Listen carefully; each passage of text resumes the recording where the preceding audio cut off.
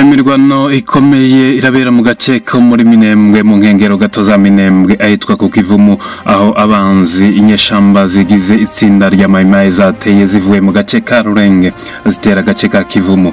Imirwano ikomeye iracabera muri ako gace aho bakoresha imbunda zikomeye kugeza aya masaha. Imirwano yatangiye n'isaha 3 za mu gatondo, none ni minsi 23 y'ukwezi kwa karindwi umwaka w'ibihumbi 2021.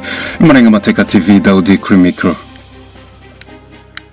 Iki gitero cy'uyu munsi kikaba kibaye mu gihe gusa hashize iminsi mike ibirindiro by'inyeshamba za Mayimayi biherereye mu gace ka Rurenge ahitwa Imusika byarashwe mu minsi mike gusa ishize.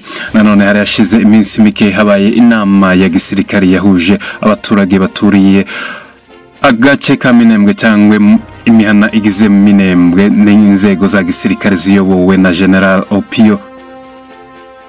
Aho uyu mujenerali akaba yaragiye agaruka asaba abaturage ko bagomba kumenya uburyo bakwitwararika cyane cyane abaturage birwanaho mu kubana n'igisirikare cyangwa kunoza imibanire n'igisirikare, ndetse abaturage nabo bagenda mwibutsa ko nabo ari uko bagomba kuzirikana ndetse no kubahiriza uburyo bagomba kubana n'abaturage.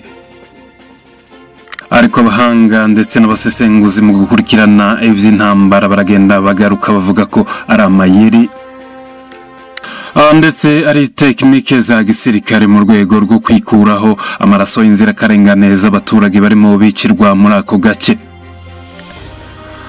Itsinda ry'igisirikare cya FARDC riva muri centre ya Minembwe kuri Madego rikaba ryerekeje muri ako gace kari kuberamo imirwano mu gace ka Kivumu, kaberamo imirwano ikomeye cyane. Abavuga ko abanzi baje ari benshi ndetse mu bigaragara no ko bagaragara ari benshi bagerageza gukatinga baturuka mu marango cyangwa berekeza mu marango atandukanye mu rwego rwo kongera imbaraga cyangwa no kugaba ibitero mu kandi gace.